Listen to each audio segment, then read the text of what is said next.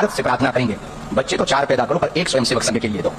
पंडित धीरेन्द्र शास्त्री ने बोला है कि 4 बच्चे पैदा करो और एक आरएसएस भी दो। तो उसके नीचे किसी ने कमेंट किया है, जो मर्द थे वो जंग में गए, जो ना मर्द थे वो संग में गए। बच्चे पैदा करते रहेंगे और आरएसएस को देते रहेंगे। आप ऐसा क्यों नहीं करते बाबा जी? आपके पास तो जादुई शक्तियां हैं, आप तो हनुमान जी से बातें करते हो, आप तो गौमूत्र पिला के कैंसर को दूर कर देते हो, आप तो भक्तों के अंदर से मुसलमान जीन को भगा देते हो। आप ऐसे जादू की छड़ी घुमाओ कि आप में शक्ति आ जाए और आप बच्चा पैदा कर पाओ। तो आप फिर पूरे साल करते रहना बच्चा पैदा और देते रहना आरएसएस को। तो लेने के देने पड़ गए। क्या आप हिंदू हैं? हाँ जी बिल्कुल है। यदि हो तो आपकी स्क्रीन पर जो नंबर दिख रहा है, इस नंबर पर मिस कॉल कीजिए। नंबर पे मिस कॉल करूं? लेकिन क्यों? अपनी गौ माता को राष्ट्र माता बनाने के लिए।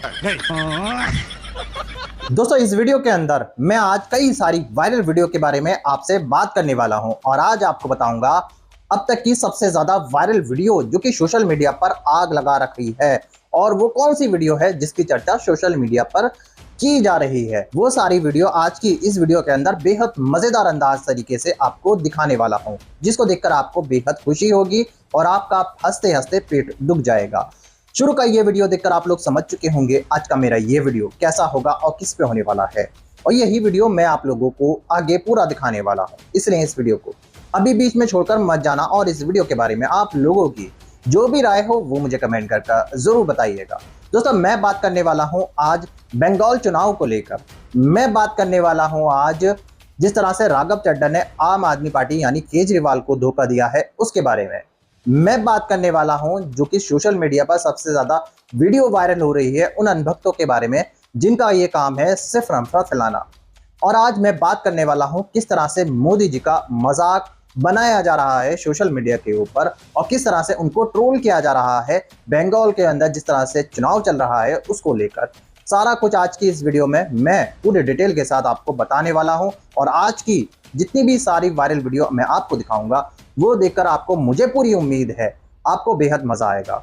मेरे दोस्तों, जैसे कि आप सबको अच्छे से पता है, रोज कोई ना कोई वीडियो सोशल मीडिया के ऊपर वायरल होती रहती है और मैं आपको चुन चुनकर वो वीडियो अपनी वीडियो के अंदर दिखाता हूं और मुझे खुशी होती है कि आप लोग मेरी सारी वीडियो को देखते हो और वीडियो को लाइक करते हो। हाँ जी दोस्तों, जैसे कि आप सबने देखा ही होगा बंगाल चुनाव में, जब से बंगाल का चुनाव शुरू हुआ है तब से मोदी जी लगातार वहां पर रैलियों पे रैलियां कर रहे हैं और चुनाव प्रचार कर रहे हैं। कभी आप उनको नाव में बैठते हुए और फोटो खींचते हुए देखते होंगे, कभी झाल मुड़ी खाते हुए देखते होंगे, कभी कहीं किसी बात को लेकर कोई बात कहते हुए देखते होंगे, कभी कोई ऐसा विवादित बयान देते हुए देखते होंगे जिसकी चर्चा सोशल मीडिया पर होने लगती है। वहीं दूसरी तरफ योगी जी का नाम आपने सुना ही होगा जो कि उत्तर प्रदेश के मुख्यमंत्री हैं। उनका भी एक बयान सोशल मीडिया पर काफी फेमस हुआ था और उसकी चर्चा कई जगह हो रही थी, जिसके अंदर उन्होंने काबा को लेकर कोई ऐसी टिप्पणी की थी जिसके बाद बहुत बड़ा हंगामा हुआ था और लोग उसकी चर्चा हर जगह कर रहे थे। उसके बाद उनको जब ट्रोल करना शुरू किया तब बहुत बड़ा हंगामा हो चुका और मैंने भी अपनी कई सारी वीडियो में, अभी पिछली वीडियो में इसके बारे में आपको बताया भी है। अगर आपने मेरी पिछली वाली वीडियो नहीं देखी हो इस बारे में तो आप जाकर देख लीजिएगा, आपको पूरी डिटेल के साथ उस वीडियो में जानकारी मिलेगी। मेरे दोस्तों, अब मैं आपको वो सारी वायरल वीडियो दिखाने वाला हूं जिसको देखकर आपको सब कुछ समझ में आने वाला है कि चुनाव के अंदर क्या चल रहा है और मोदी जी का इस तरह से मजाक क्यों बनाया जा रहा है, उनको क्यों ट्रोल किया जा रहा है बंगाल के चुनाव में, और जिस तरह से ममता बनर्जी को बंगाल के अंदर सपोर्ट मिल रहा है, लोगों की क्या राय है वो आप सब इस वीडियो के अंदर देखने वाले हो। और राघव चड्ढा के बारे में लोगों की क्या सोच है वो भी आप इस वीडियो के अंदर देखोगे। मगर दोस्तों, ये वीडियो दिखाने से पहले मेरी आपसे गुजारिश है, आज का मेरा ये वीडियो पूरा एंड तक जरूर देखना और अगर आप मेरे चैनल पर नहीं आए हो चैनल को जरूर सब्सक्राइब करना, साथ में इस वीडियो को दूसरे लोगों में शेयर जरूर करना। चलिए दोस्तों, पहले आप ये वीडियो देखिए फिर आकर मैं आपसे बात करता हूँ। चलो भाई देखो अब मैं क्या करता। जिस व्यक्ति ने कहा कि बीजेपी गुंडों और मवालियों की पार्टी है, आज वो उस पार्टी में ज्वाइन होकर खुद गुंडा बनने जा रहा है। कह रहा है भाई तुम गुंडे तो हम भी गुंडे हैं, दोनों भाई भाई हैं। अगर तुम्हें बीजेपी गुंडों की पार्टी नजर आ रही थी तो या तो तुमने चश्मा बदल लिया है या तुमने ईमान। बात तो सही है। इस 2026 में अगर कोई सबसे बड़ा गद्दारी का और धोखेबाजी का, अगर मक्कारी का किसी को अवार्ड मिलना चाहिए तो उस अवार्ड का पहला हकदार है जिसका नाम है राघव चड्ढा। राघव चड्ढा नहीं, राघव, देखिए एक ही बात है, हम तो उन्हें चड्ढा समझते थे, हम तो उनको बहुत बड़ा धुरंधर समझते थे, लेकिन सच में वाकई में उनकी हमें पता चल गया जो सोच थी, जो मानसिकता थी, जो उनकी जो चड्डी थी ना, जो खाकी आरएसएस का चड्डा पहने हुए हैं। राघव चड्डा आरएसएस का चड्डा पहन लिया है।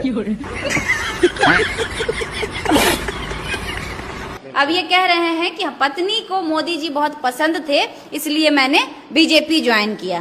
तो अब ऐसे ऐसे लोगों के पास जब कुछ कहने के लिए नहीं होता है तो वो एक्सक्यूज देते हैं। कल को कहीं ये क्यों नहीं कह देते हैं कि मेरी पत्नी को जहर बहुत पसंद था इसलिए हमने चाट लिया।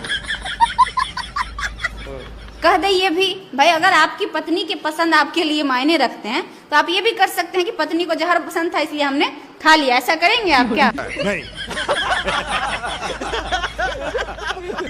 योगी आदित्यनाथ पश्चिम बंगाल आते हैं और वो कहते हैं कि बंगाल के अंदर बंगाली ही भाषा चलेगी, कठमुल्लापन की भाषा नहीं चलेगी। ये बताइए, ये जो उन्होंने जुमला कहा था ये बंगाली में कहा था उन्होंने कि वो हिंदी में कहा था? ये बात आपको बताना पड़ेगा। आप ये बात बताइए। तो लेने के देने पड़ गए। ये जो बात है, ये जो उन्होंने जो कहा था कि बंगला में बंगाली बोलना होगा, ये उन्होंने उर्दू में कहा था कि बंगला में कहा था? आप इस बात को पहले बोलिए। ये फंस गया सीएम। उन्होंने किस जुमले में कहा था? वो बंगला का बॉ भी नहीं जानते हैं। हम लोग प्योर बंगाली यहाँ रहते हैं, इसीलिए आखिरी जुमला आपको बता दे रहे, बंगला में ये जवाब है। याद रखिएगा, बंगला में जवाब है। बहुत गौर से सुन लीजिएगा और सबको बता दीजिएगा कि इस बार दीदी आ रही है और 4th टाइम सीएम यहाँ की बनेगी। शाबाश बेटा। पूरे भारत से प्रार्थना करेंगे, बच्चे तो 4 पैदा करो पर एक स्वयंसेवक संघ के लिए दो। ओ ले।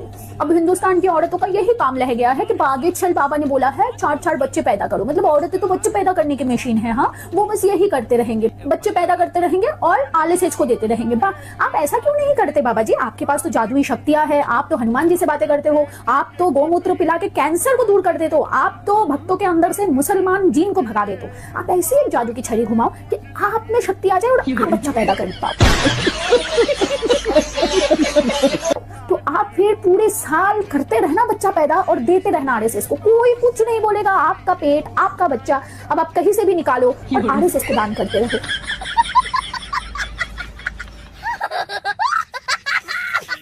देश के भले के लिए, आरएसएस के इतने सैक्रिफाइस के लिए आप तो ये कर ही सकते हो। हाँ, औरतों के पीछे मत लगो। औरतों के पास इसके अलावा बहुत से काम हैं। नहीं। दोस्तों देखिए आपने ये सारे वायरल वीडियो, उम्मीद है ये सारे वायरल वीडियो देखकर आपको सब कुछ समझ में आ चुका होगा और आपने देखा होगा बंगाल चुनाव के अंदर मोदी जी का किस तरह से लोगों का कहना है, लोगों की क्या राय है, वो सब आप इस वीडियो के अंदर देख ही चुके होंगे। और सोशल मीडिया पर कौन सी वीडियो सबसे ज्यादा वायरल हो रही है और किसकी चर्चा हो रही है, वो आप सबने इस वीडियो के अंदर बेहद मजेदार अंदाज में देखा ही होगा। दोस्तों जिस तरह से लोग राघव चड्ढा को ट्रोल कर रहे हैं, जिस तरह से मोदी जी को ट्रोल कर रहे हैं, जिस तरह से योगी जी का मजाक बनाया जा रहा है और उनका विरोध किया जा रहा है, वो आप सब देख ही चुके होंगे और आपको पता चल चुका होगा कि इन लोगों का मजाक और इस तरह से ट्रोल क्यों किया जा रहा है।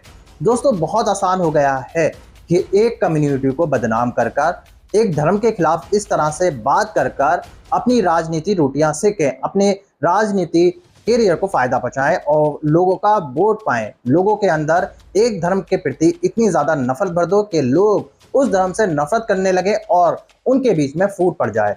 फूट डालकर राजनीति करने वाले नेता आप सब जानते होंगे वो कौन लोग हैं।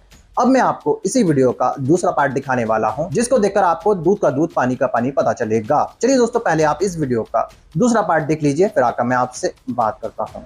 पंडित धीरेन्द्र शास्त्री ने बोला है कि 4 बच्चे पैदा करो और एक आरएसएस भी दो। तो उसके नीचे किसी ने कमेंट किया है, जो मर्द थे वो जंग में गए, जो नामर्द थे वो संग में गए।